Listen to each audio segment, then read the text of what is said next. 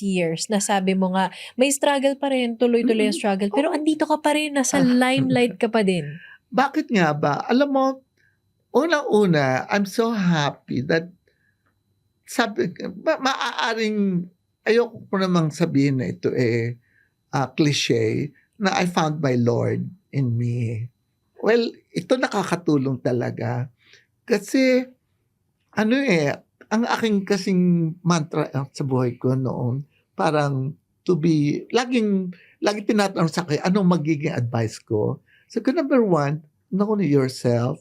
Tapos ngayon, be honest with other people, love people, and above all, prayers, a lot of prayers.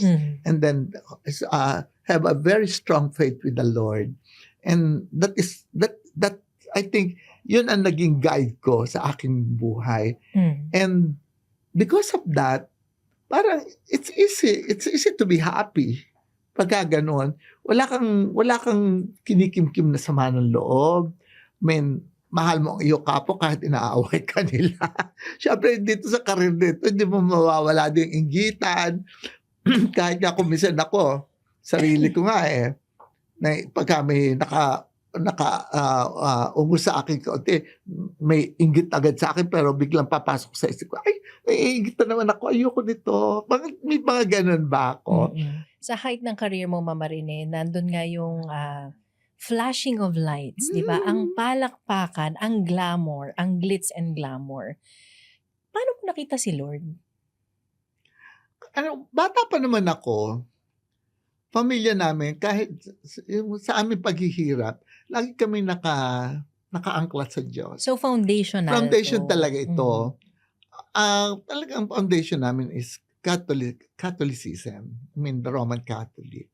We were born with it. That's why doon ang faith talaga namin na develop because of our trust in the Lord. Tapos nakatutok kami sa kanya. And then what we learn from my faith, which is the Roman Catholic, na-adapt ko naman yun sa aking pang-araw-araw na buhay. And then kasi noon, this is na paninira sa Catholic. Noon kasi, especially during that time, I remember very well na parang we do not talk too much about the Bible.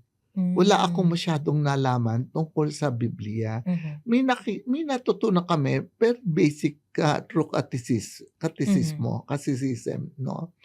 And then noon kasi, lagi namang every Sunday talaga, I go to church, tapos I tithe, and then feeling ko, banal na ako, Okay magaling na na ako because natulungan ko ng parents ko, tapos nagbibigay na ako ng hanap buhay sa mga mananahe.